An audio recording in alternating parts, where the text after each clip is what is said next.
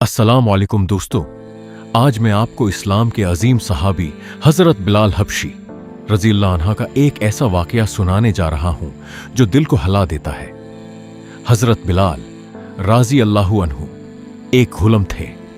जब उन्होंने इस्लाम कबूल किया तो उनके मालिक ने उन पर सख्त जुल्म शुरू कर दिया। उन्हें तपती हुई रेत पर लिटा दिया जाता, सीने पर भारी पत्थर रख दिए जाते, मगर उनकी जबान पर सिर्फ एक ही लफ्ज होता, अहद अहद, यानी अल्लाह एक है, अल्लाह एक है। जितना जुल्म बढ़ता गया उतना ही उनका ईमान मजबूत होता गया।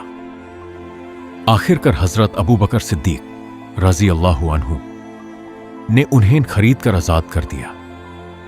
वक्त गुजरा और वही बिलाल रज़ी अल्लाहु अन्हु इस्लाम के पहले मौज़िन बन गए। उनकी अजान की आवाज मदीना की गलियों में गूंजती थी। फिर वो गम का दिन आया जब प्यारे नबी मोहम्मद सल्लल्लाहु अलैहि वसल्लम का विसाल हो गया। हजरत बिलाल रज़ी अल्लाहु अन्हु ये सदमा बर्दाश्त ना कर सके। जब भी अजान में अशहदु अन्ना मुहम्मदन रसूल अल्लाह कहते, उनकी आंखों से आंसू बहने लगते और आवाज भर आती। रिवायत है कि नबी करीम सल्लल्लाहु अलैहि वसल्लम के विसाल के बाद हजरत बिलाल रज़ी अल्लाह अन्हु ने मदीना छोड़ दिया, क्योंकि हर गली और हर कोना उन्हें अपने महबूब नबी सल्लल्लाहु अलैहि वसल्लम की याद दिलाता था।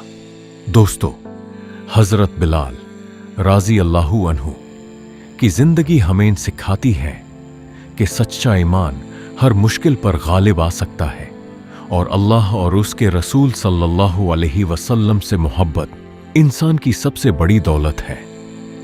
अहद अहद कि ये सड़ा आज भी सब्र, कुर्बानी और मजबूत ईमान की मिसाल है।